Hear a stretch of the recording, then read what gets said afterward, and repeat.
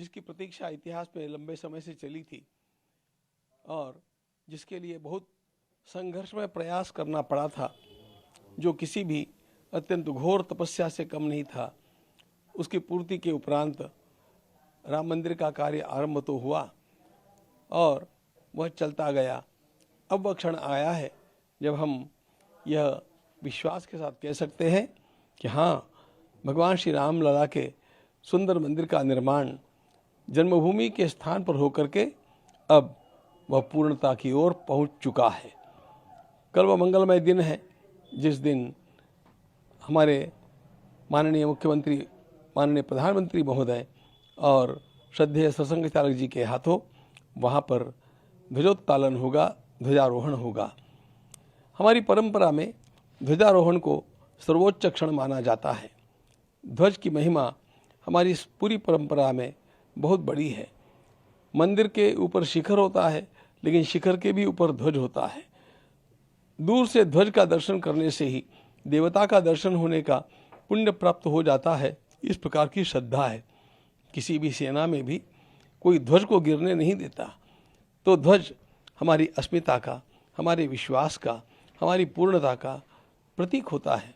उस ध्वज का आरोहण जो कल हो रहा है, उसका दिन भी संयोग से बड़ा सुंदर मिल गया। हमें तो इस महीने में ध्वजारोहण करना था, लेकिन इस महीने के मुहूर्तों को जब टटोला गया तो 25 नवंबर का दिन सबसे अच्छा लगा।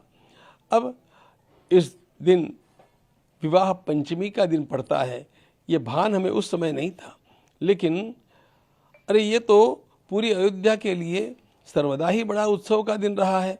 हम देखते ही हैं कि विवाह पंचमी के दिन अपराह्न के पश्चात अयोध्या के प्रमुख मंदिरों से शोभा यात्राएँ चलती है, क्योंकि यह हमारे मर्यादा पुरुषोत्तम भगवान श्री राम और भगवती सीता के विवाह का मंगलमय दिन है। तो हमें और भी आनंद हो गया। अब इस मंगलमय घटिका की हम लोगों को प्रतीक्षा है। यह कार्य हम आरंभ करना चाहते थे, तो ऐसा निश्चित रूप से आवश्यक था कि उसके लिए पूरी धार्मिक अनुष्ठानों की तैयारी भी की जाए। यहाँ पर भगवान रामलला का मंदिर है, राम परिवार का मंदिर है। फिर हम देखते हैं परकोटा के चारों ओर 4 मंदिर हमारी पंचायतन परंपरा के अनुसार बने हैं। वहीं पर हनुमान जी का स्वतंत्र मंदिर है, भगवती अन्नपूर्णा जी का मंदिर है और परकोटा के बाहर भगवान के सप्त लीला सहचर यानी महर्षि वाल्मीकि, महर्षि वशिष्ठ, महर्षि विश्वामित्र, महर्षि अगस्त्य, भगवती अहल्या, हमारे निषाद राज, जटायु और शबरी मैया। और भूलना तो नहीं चाहिए, राम जी के कार्य में अपना छोटा सा योगदान श्रद्धा से देने वाली वह गिलहरी, उन सब के भी स्थान बन चुके हैं। तो वहाँ पर भी सब उत्सव होने चाहिए। उत्तर भारत में जिन्होंने अपने रामचरितमानस के माध्यम से धर्म को सदियों तक संजीवित रखा, ऐसे पूज्य संत गोस्वामी तुलसीदास जी महाराज का भी वहाँ पर सुंदर विग्रह स्थापित हो चुका है। तो इन सब का पूजन अर्चन भी होना आवश्यक है और इनमें जो देवता कल्प है उनके लिए हवन, उनके मंत्रों का जप, ये इन सब विधानों के अंग होते हैं।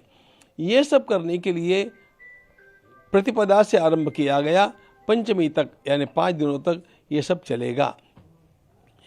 ध्वजारोहण का जो मुहूर्त भी निश्चित किया गया है।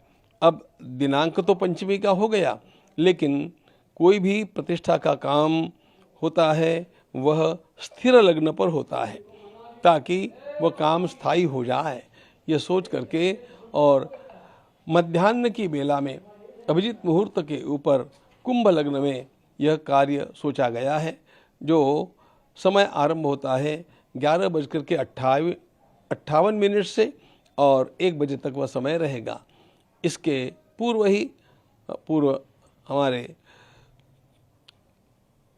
सारे अनुष्ठानों का पूर्णता होने का समय आ जाएगा, लेकिन पूर्णता किंचित बाद में होगी ध्वजारोहण के पश्चात। यहाँ पर पधारने के पश्चात हमारे माननीय प्रधानमंत्री महोदय इन लगभग समस्त स्थानों का और विशेष रूप से उन सप्त मंदिरों का निरीक्षण करेंगे, दर्शन करेंगे, भगवान की आरती होगी और फिर ध्वजारोहण होगा।